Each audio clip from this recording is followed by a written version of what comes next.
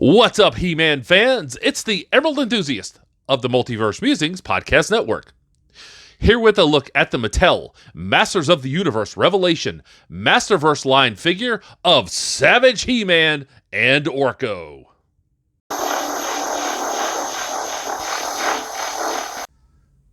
So I was able to track this figure down in the wild recently, and that's fitting.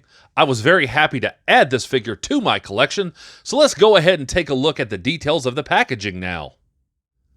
On the front bottom, it says Masters of the Universe Revelation Savage He-Man includes Orko.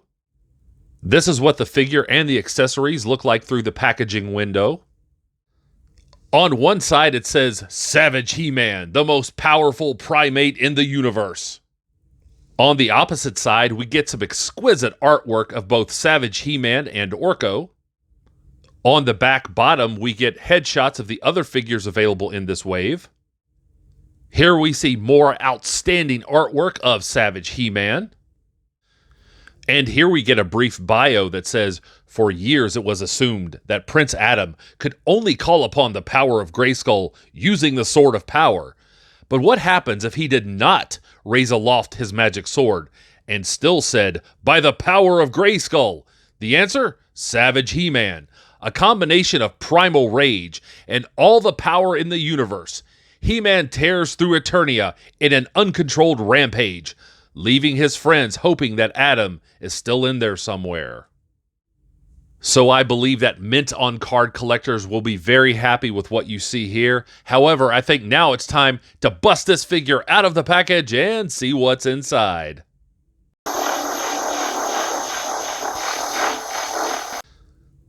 So here's the inner tray with the rock wall design, and of course this one is larger than the ones that come with the basic figures. Here's the figure free of the outer carding, but still in the inner plastic. And here we see Savage He-Man out of the package and ready to rumble. There is a great deal to like about this figure, although I do have a few criticisms. So let's go ahead and take a closer look at the details of the loose figure now. First up, let's have a look at accessories here. You get the power sword, which I really like the fact that this was in there. I didn't expect this since it was already included with the basic He-Man figure. We get this spear, which is very well done. You see like the rock spearhead. I like that. The way the molding has been done, it looks like it's been tied around this spear handle, and this looks like a piece of wood. That's very well done. And the weapon that I wanted the most for this figure, of course, is the battle axe. And this is just amazing. You can see like the battle scars here on it. I like the handle. Maybe this could have been, like this part of the handle here could have been, I don't know, just slightly more detailed, but I'm just very happy to have this. It always bothered me on the old Filmation series that you never got to see He-Man really use the battle axe. So I like the fact that he used it, the Savage version anyway, in Masters of the Universe Revelation. So the figure comes with open palm hands, and of course, that means that you need this alternate set of gripping hands that comes with the figure. I certainly like the fact that these are there. And so all you do is pop one of these out. The peg comes out right at the wrist. And you fit the peg into the port. So let's have a look at the lower body here, and it's a bit of a mixed bag. First, let's start with the positives. It's a sturdy figure. I like that. The feet look really good. You get lots of detail here, even the individual toenails. You get articulation at the ankle. I like that. You get some pivoting with the foot. I like the fact that they tried to give you a like calf cut here for the lower leg, which I like that, but when you articulate it, it looks kind of weird because it looks like the bone's been broken. So I appreciate the effort, although, again, it looks a little weird. Now, the knees, you actually get double jointed knees, and that's impressive. I like that a lot. Again, good detail on the muscles. They've given you a dark wash over the individual muscles to like make them stand out more. So I certainly like that. You get this upper thigh pivoting here. You get this swivel. So I like that. Now, as far as the leg articulation, the loincloth here hampers it somewhat. You get him to kick out that far, and you can get him to kick out forward here a little bit, but the loincloth seems to push against the thigh, kind of pushes it back down. Goes back a little bit, but again, the loincloth pushes against it.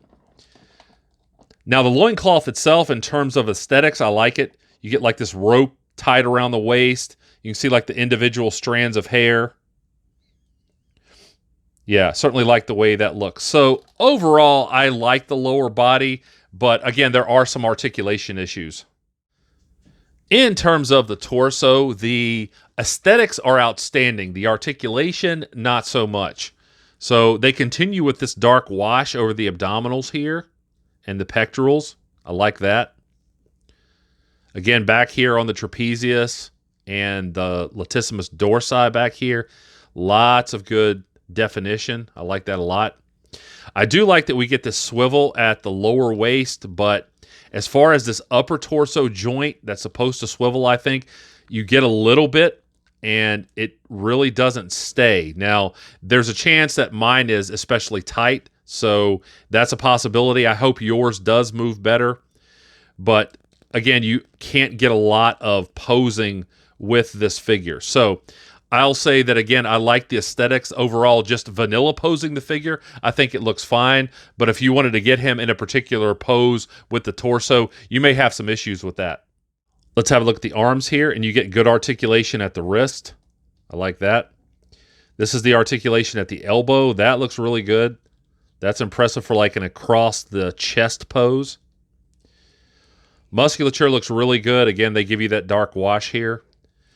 360 degrees of rotation with the shoulder, and it goes out that far.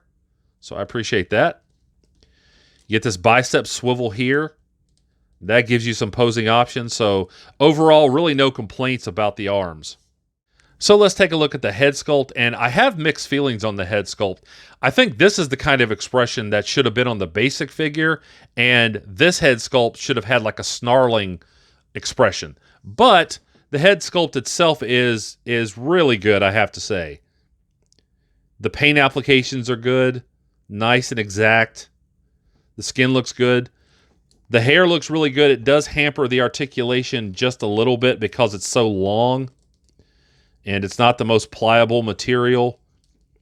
Now, I don't mind the fact that he's kind of slumped over a little bit like, a Neanderthal, because that's the theme of this version of He-Man. But I would have liked for his head to go back just a little bit more. You can't really get it to go back. And with the fact that the torso has limited articulation too, you can't really get him to like rock back very much. But again, the head sculpt in terms of aesthetics, it looks good. You can see the individual strands of hair in the back here. That looks good too. So overall, not a bad effort. I just have a couple small complaints with it.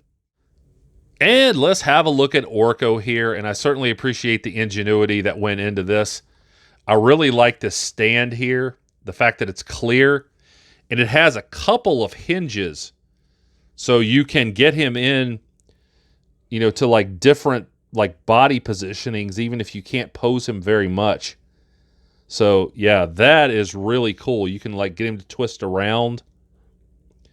And, figures that don't have feet, they can be kind of tricky to keep them upright, because there's a lot of times they're just kind of depending on like the clothing or something like that to keep them upright. And the fact that you don't have to worry about that with this figure, I certainly appreciate that.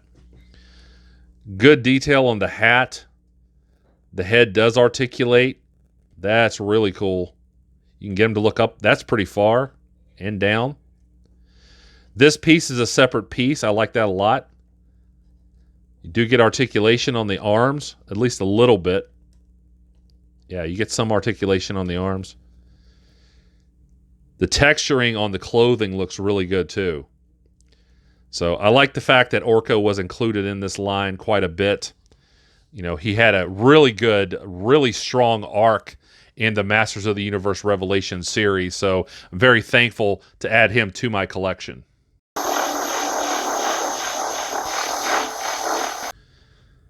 I certainly hope you have enjoyed this review. If so, please like and subscribe. Stay tuned at the end of the video for some articulation shots. And also remember to catch me on I Have the Power, a He-Man podcast, available on the Multiverse Musings vidcast channel, and that is right here on YouTube. And I'll be back to the internet with more He-Man and the Masters of the Universe related content soon. But until we meet again, this has been the Emerald Enthusiast, and thanks for watching.